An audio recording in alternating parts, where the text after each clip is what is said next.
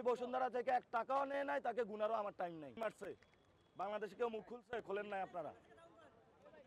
হাবিবুল্লাহ বাহারে সাংবাদিকদের উপরে ডিম মারছে। আমি অনেক সাংবাদিক ফ্রেন্ডলি, সাংবাদিকরা ফোন দিল, ফোন ধরি, শুধু একটাই পারি না, সেটা হলো সাংবাদিকদের টাকা দিতে পারি না। আর এখন সাংবাদিকরা এখন টাকা নেয়ও না। মির্জা আব্বাস দিল নেন, আপনারা নিবেনও না।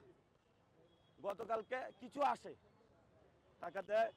বাংলাদেশ প্রতিদিন একটা নিউজ করাইছে যে তারুণ্য নির্ভর মির্জা আব্বাস নাকি নাসিরউদ্দিন বলেছে হাদির ভোটাররা নাকি ধানের শীষে সন্ত্রাসীদেরকে ভোট দেওয়ার জন্য চেষ্টা চালাচ্ছে। এটা বাংলাদেশ প্রতিদিনে করছে।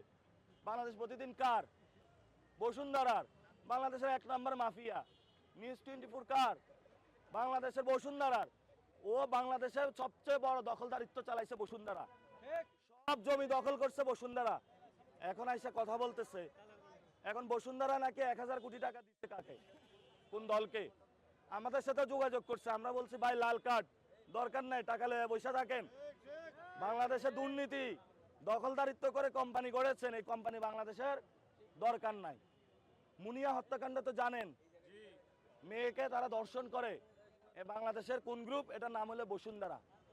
আমরা সরকারকে বলবো এই বসুন্ধরা মাফিয়া গোষ্ঠীর থেকে তারা যে জমি দখল করেছে আপনারা এটা উদ্ধার করুন।